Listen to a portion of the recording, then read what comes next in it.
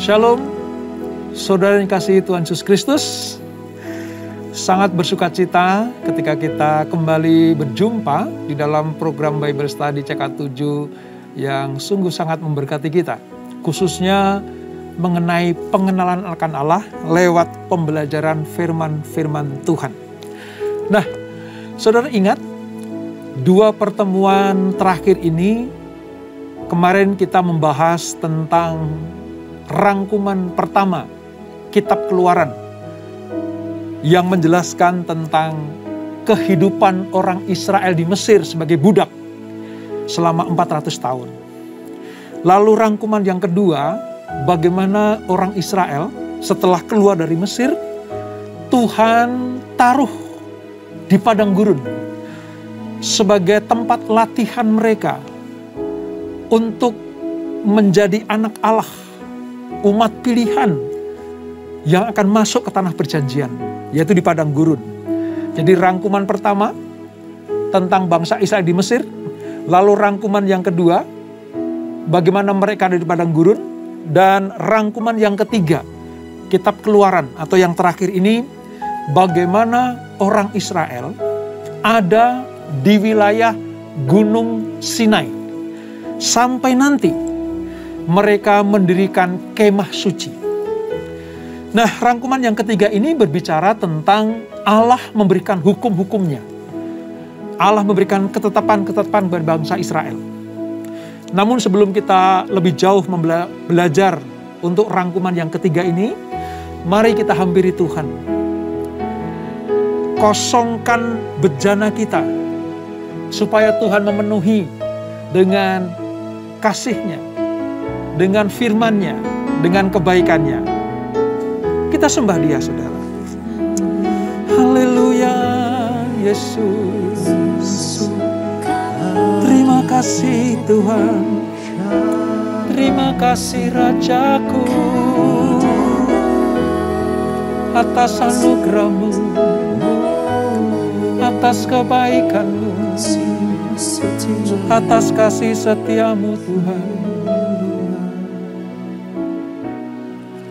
Bagaikan bejana siap dibentuk, demikian hidupku di tangan-Mu. Dengan urapan kuasa Roh-Mu, ku dibaharui selalu.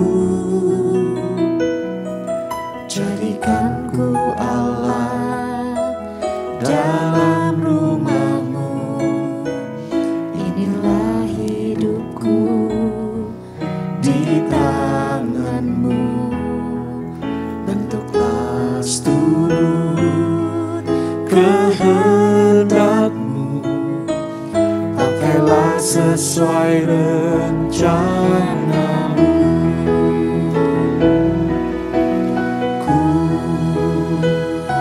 Seperti-Mu Yesus, disempurnakan selalu dalam segenap jalanku, memuliakan nama-Mu.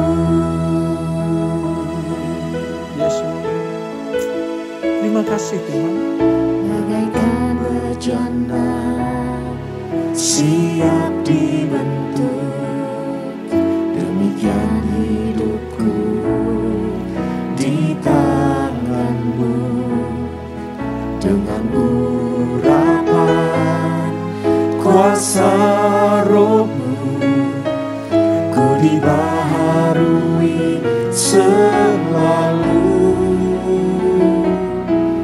Jadikanku Allah dalam rumah-Mu, inilah hidupku di tangan-Mu.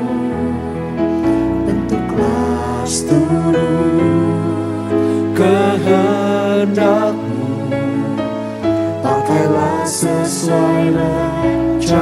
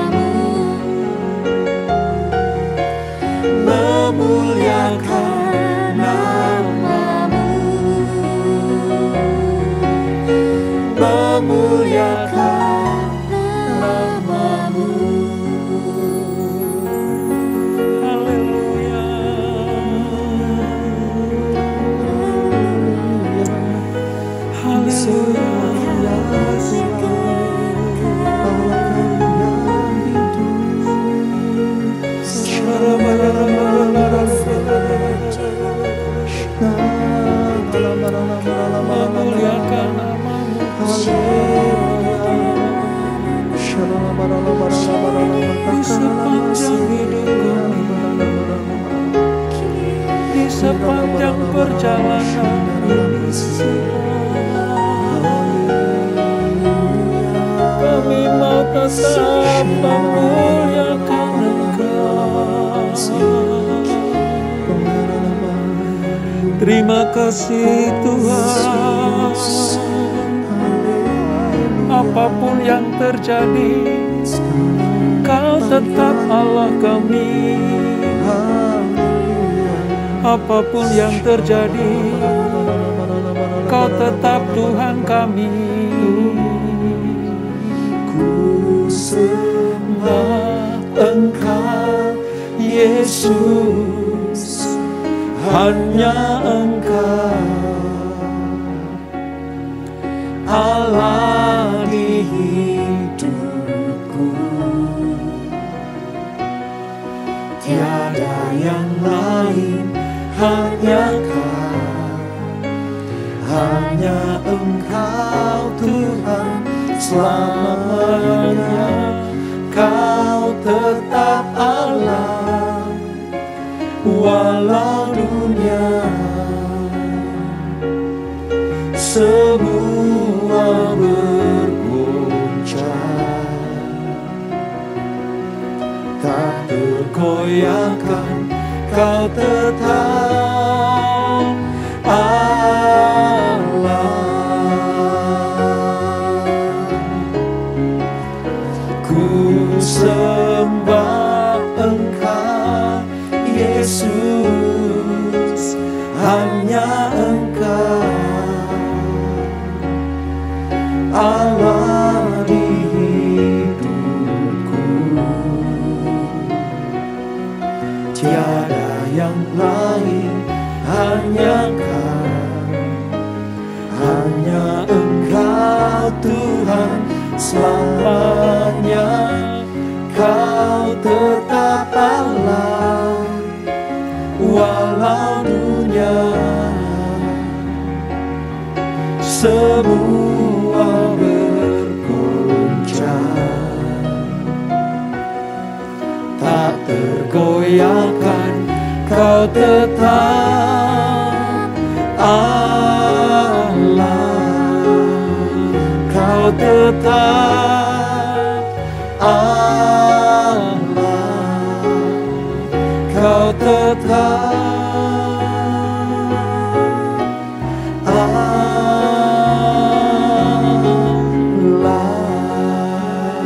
Amin, amin, amin. Apapun suasana dunia ini ya Tuhan, sekuat apapun goncangannya, Engkau tetap Allah yang tidak tergoncangkan.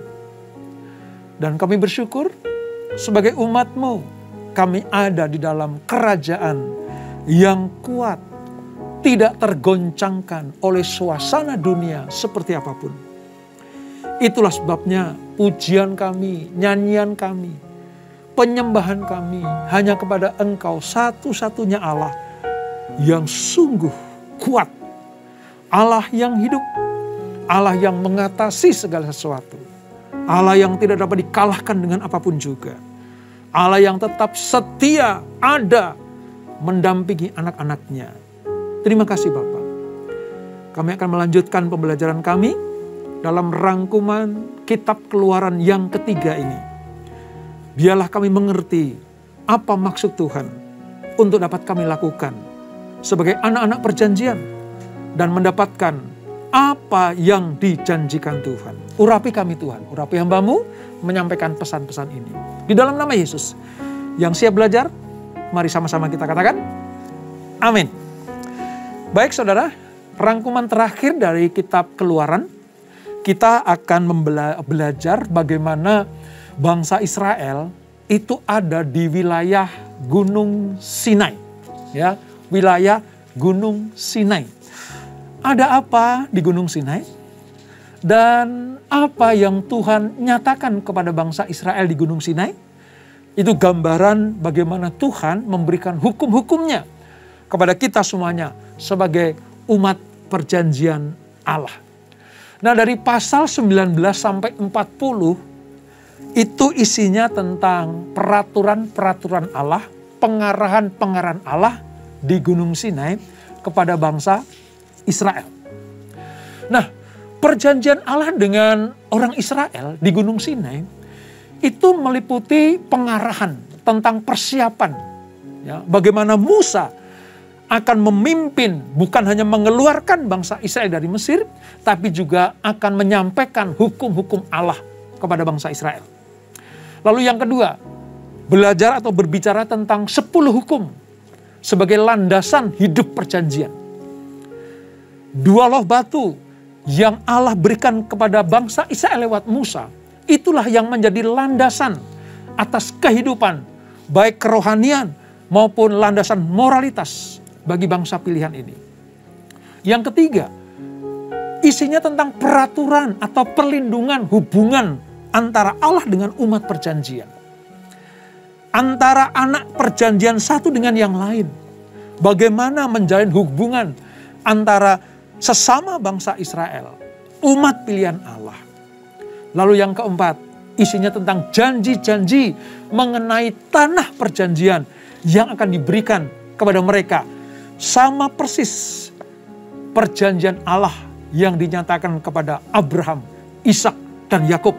Dan itu semuanya akan digenapi dalam diri orang Israel yang sementara ada di Gunung Sinai itu. Dan yang terakhir, perjanjian Allah dengan orang Israel di Gunung Sinai adalah pengesahan atau memeteraikan perjanjian itu dari pihak Allah kepada bangsa pilihan ini. Nah, itu isi dari rangkuman kitab Keluaran, rangkuman ketiga dalam kitab Keluaran di padang gurun, tepatnya di Gunung Sinai. Nah, kita belajar sedikit tentang Gunung Sinai, saudara.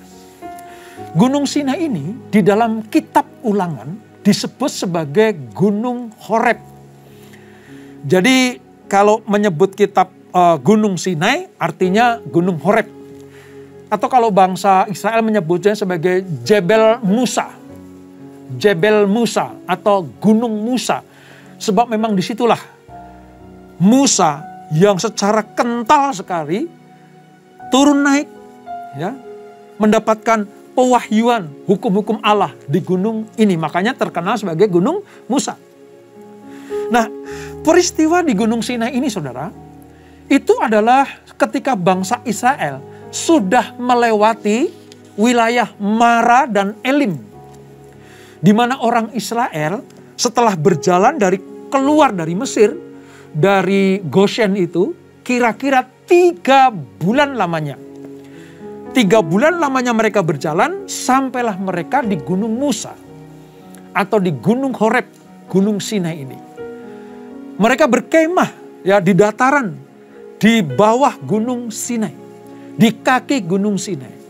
Nah, dari situ mereka bisa melihat puncak Gunung Sinai itu seperti apa. Itu dalam Keluaran pasal yang ke-19 mereka bisa melihat itu. Apa yang terjadi? Ketika bangsa Israel berkemah di Gunung Sinai, Tuhan perintahkan kepada Musa untuk naik. Waktu itu Musa membawa Yosua. Tapi Yosua tidak sampai puncak. Yosua hanya menunggui di kaki gunung itu. Sampai di puncak ini, Tuhan memberikan 10 firman atau hukum-hukum yang harus dilakukan bagi orang Israel. 10 firman ini menjadi sebuah landasan, sebuah fondasi atas hukum-hukum yang lain. Dan saya tidak akan mengupas 10 hukum Allah ini, saudara, karena di kitab Keluaran kemarin kita sudah belajar ya. Saya akan memberikan garis besarnya saja. Perjanjian Allah yang diadakan untuk orang Israel, untuk umatnya, itu sangat penting. Dan saudara tahu, dari hukum-hukum Allah ini nanti ini akan mengikat dari semua suku Israel, 12 suku, menjadi satu bangsa. Dari 12 suku akan menjadi satu bangsa.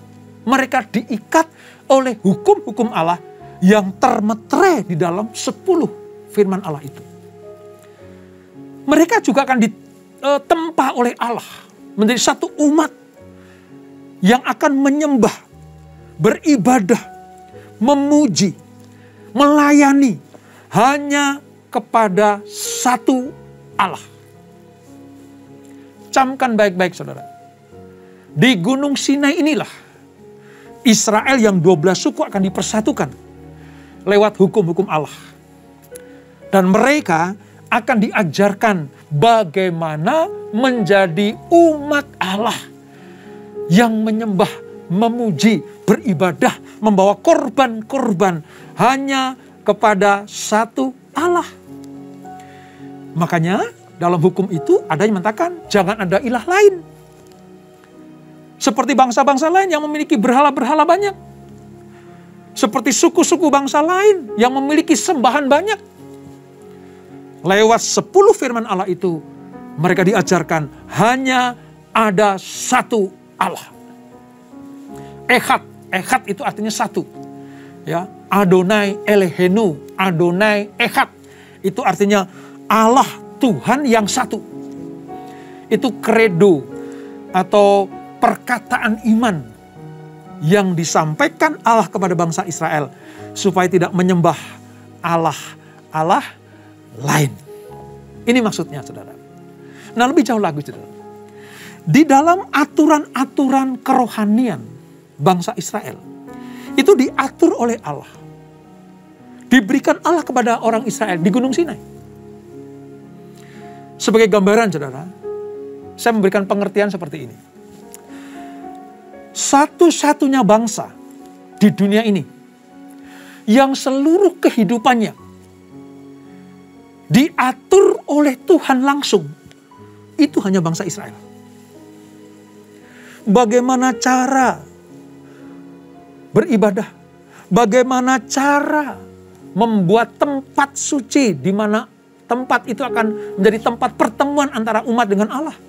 Nanti kemah suci, lalu sampai kepada bait suci, semuanya diatur oleh Allah. Bagaimana budaya menyembah yang benar langsung datang dari Allah. Bagaimana mereka harus menata layani, membuat aturan-aturan di dalam bait suci, kemah suci, dalam ibadah mereka langsung dari Allah. Itu hanya satu bangsa, yaitu Israel. Kalau bangsa-bangsa lain saudara, mereka menyembah Allah dengan caranya.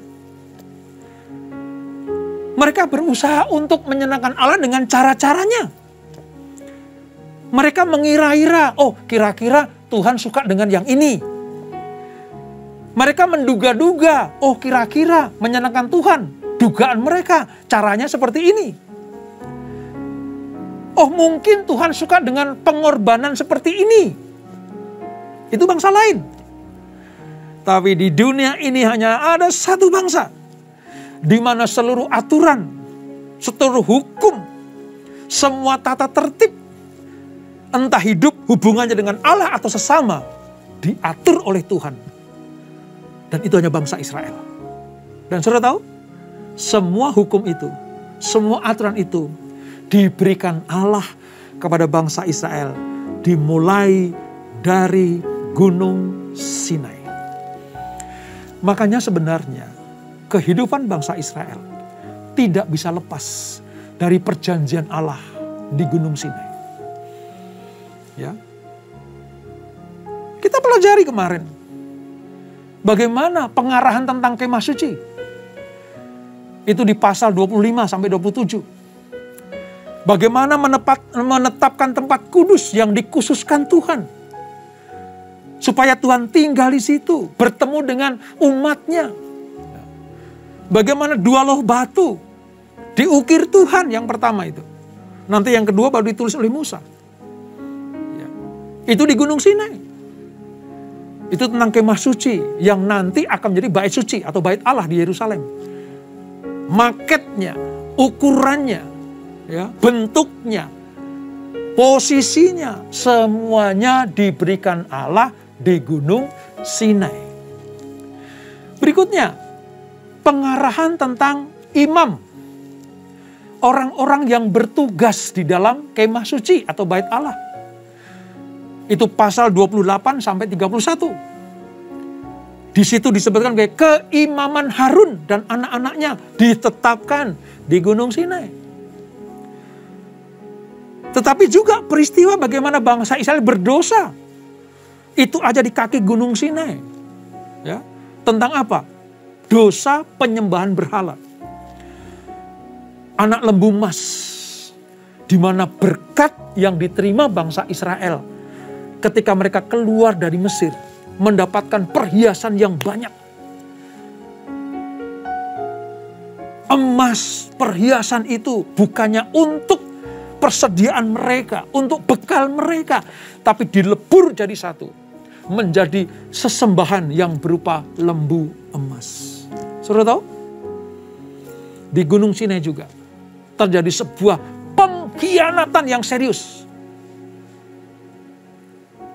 Ketika Musa naik ke Gunung Sinai, saudara, bersama dengan Yosua, para tua-tua Israel, termasuk Harun, Hur, dan juga Miriam, mereka didesak oleh orang-orang Israel. Mana Musa? Sudah sekitar 40 hari, 40 malam, gak ada kabar. Kalau zaman sekarang, Musa bisa kirim WA atau telepon kepada Harun atau Miriam. Tapi zaman dulu gak ada kabar. Ya. Sekedar gambaran ya saudara, di kaki Gunung Sinai sampai naik ke atas itu kalau jalan kaki itu hampir 1 hari. Hampir 1 hari, berjam-jam. Nah saudara bisa bayangkan kalau Musa dan Harun naik, Musa dan Yosua naik. Ya, Yosua tinggal di pertengahan gunung itu, lalu Musa naik ke puncak. Selama 40 hari tidak ada kabar, tidak ada berita. Maka bangsa Israel seperti kuda kehilangan kendali. Mereka liar sekali. Mendesak Harun. Supaya apa? Supaya membuat ilah lain. Dari apa? Dari emas dan perhiasan yang mereka terima. Ketika mereka keluar dari Mesir. Saya katakan, ini pengkhianatan yang serius dari bangsa Israel. Sehingga apa? Ketika Musa turun, melihat hal itu terjadi, 2 loh batu yang diukir oleh tangan Allah itu dilempar, pecah menjadi berkeping-keping. Sebab Musa melihat bagaimana mereka kehilangan kendali menyembah pada lembu emas itu. Padahal tadi dikatakan hanya ada satu Allah, yaitu Allah Abraham, Ishak dan Yakub. Tapi mereka tidak bisa sabar menunggu janji-janji Allah, peraturan-peraturan Allah, hukum-hukum Allah yang Tuhan berikan kepada Musa ketika dia naik ke Gunung Sinai selama 40 hari 40 malam. Terjadi saudara. Jadi Gunung Sinai itu melambangkan apa? Kekudusan Allah. Tapi sekaligus juga apa? Melambangkan pemberontakan bangsa Israel. Ketika mereka mengkhianati Allah dengan menyembah lembu emas. Lalu bagian terakhir dari kitab Keluaran juga tentang apa? Adanya pengarahan-pengarahan bagaimana membuat kemah suci. Lalu perlengkapan-perlengkapan imam. Dan sampai nanti kepada kemuliaan Allah turun. Sebab Allah bertemu bersama dengan umatnya. Itu nanti akan menjadi pengantar kitab berikutnya. Yaitu kitab Imamat. Tentang keimaman. Ini yang perlu kita perhatikan. Nah, dari apa yang kita pelajari di kitab Ulangan ini saudara, saya memberi sebuah garis besar seperti ini. Sepanjang kitab Keluaran, kitab Keluaran, terdapat bayangan mengenai penebusan yang ditawarkan Allah kepada bangsa Israel. Di kitab Keluaran, itu bayangan apa yang terjadi nanti di perjanjian baru. Bagaimana Tuhan memberikan tawaran kepada bangsa Israel. Kalau engkau taat dan setia kepadaku, setelah aku keluarkan engkau dari Mesir, maka aku akan memberikan hukum-hukumku kepadamu. Dan kalau engkau taat setia melakukannya, maka engkau akan menjadi umatku dan aku akan menjadi Allahmu. Tepat seperti yang dikatakan Tuhan kepada Abraham. Sama seperti yang dikatakan Allah kepada Ishak. Demikian juga kepada Yakub. Maka di Gunung Sinai ini Allah seperti memperbarui janjinya bahwa aku umat Allahmu dan engkau adalah umatku. Ini pengertian tentang hukum-hukum Allah di Gunung Sinai. Ada juga gambaran di Perjanjian Lama di kitab Keluaran ini, bagaimana ada Paskah pertama. Ya, itu nanti akan menggambarkan bagaimana Yesus sebagai anak domba Allah. Kalau Paskah pertama di Goshen, itu anak domba jantan yang disembelih, darahnya dioleskan di ambang pintu. Maka di Perjanjian Baru, anak domba yang dimaksud adalah Yesus Kristus, yaitu anak domba Allah. Peristiwa menyeberangi sungai Laut Merah misalnya, atau Laut Teberau, itu lambang dari menguburkan hidup yang lama untuk masuk kepada kehidupan yang baru. Itu lambang dari baptisan air. Kalau di Laut Merah mereka dipimpin oleh Musa, maka baptisan air adalah baptisan Yohanes Pembaptis. Bangsa yang sudah keluar dari perbudakan di Mesir, melewati masa-masa pelarutan dosa di Laut Teberau. Demikianlah kita. Kita sudah mengenal Yesus sebagai Tuhan dan Juru Selamat. Dosa kita diampuni, dilambangkan dengan sebuah baptisan air, mati bersama dengan Kristus dan bangkit bersama dengan Kristus pula. Itu tandanya apa? Tanda bahwa kita sudah mengalami hidup yang baru. Tentang mana yang turun dari langit setiap pagi, setiap hari Allah menyediakan makanan. Perlu saudara ketahui, selama di padang gurun, bangsa Israel tidak pernah bercocok tanam. Selama di padang gurun, bangsa Israel tidak pernah bertani. Tetapi Tuhan pelihara. Tuhan berikan mana, makanan yang tepat untuk di padang gurun. Mereka teriak minta daging, dikasih burung puyuh. Mereka kehausan, Tuhan kasih air. Jadi masa-masa pemeliharaan di padang gurun, Allah menyediakan apa yang mereka perlukan dan butuhkan. Sama seperti kita. Kebutuhan hakiki kita setiap hari adalah firman Allah. Maka mana itu lambang firman Allah. Kalau di CK7, di setiap hari pagi, ya saudara, ada doa fajar, di situ ada pengupasan firman Allah. Ada Bible study seperti sekarang ini, ada pengupasan firman Allah. Itu lambang mana di Perjanjian Lama. Belum lagi apa? Tiang awan, tiang api. Sepanjang perjalanan di padang gurun, juga di Gunung Sinai, Allah memberikan perlindungan.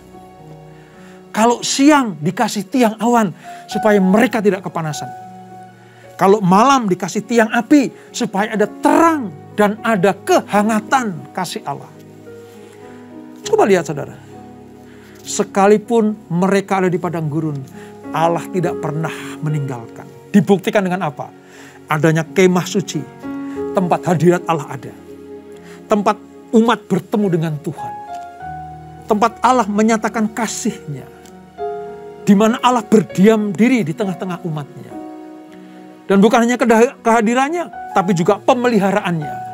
Tiang awan, tiang api, mana, daging, air, semuanya disediakan Tuhan di padang gurun.